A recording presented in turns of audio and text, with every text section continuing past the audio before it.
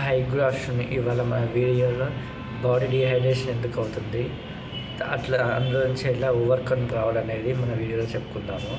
అలాగే అసలు సిమ్టమ్స్ ఏమేమి ఉంటాయి, జనరల్గా ఏదైనా ఒక డిసీజ్ రావడానికి 3-4 డేస్ ముందు నుంచే మనకి సిమ్టమ్స్కి వస్తూ ఉంటాయి. మన బాడీ మనకి హెల్త్ చూపిస్తూ ఉంటుంది. అప్పుడే మనం క్యాప్చర్ చేసుకోవాలి సంథింగ్ ఈజ్ గోయింగ్ ఆన్ అని. సో ఇప్పుడు మన బాడీ డీహైడ్రేషన్ ఎందుకు అవుతుంది అంటే, మెయిన్లీ మన సాల్ట్స్ తక్కువ అవ్వడం వల్ల మన బాడీలో ఉండే సాల్ట్స్ తక్కువ అవుతాయి. అలాగే వాటర్ కంటెంట్ తక్కువ అవుతుంది. సో దానివల్ల థర్స్ట్ ఎక్కువ ఉంటుంది, యూరినరీ కరెక్ట్గా ఉండదు, హార్ట్ డిసీజెస్, లంగ్ డిసీజెస్ వస్తూ ఉంటాయి. సో బాడీ మొత్తం డీహైడ్రేషన్ అవ్వడానికి ఇది మెయిన్ రీజన్.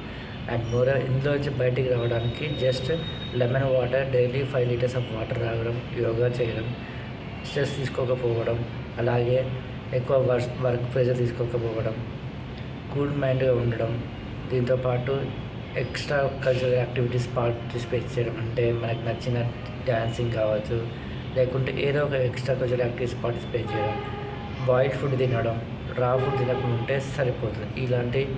ఈ వీడియో లైక్ చేయండి, షేర్ చేయండి, సబ్స్క్రైబ్ చేయండి మా ఛానల్ ఫస్ట్ టైం చూసిన వాళ్ళైతే. Thank you.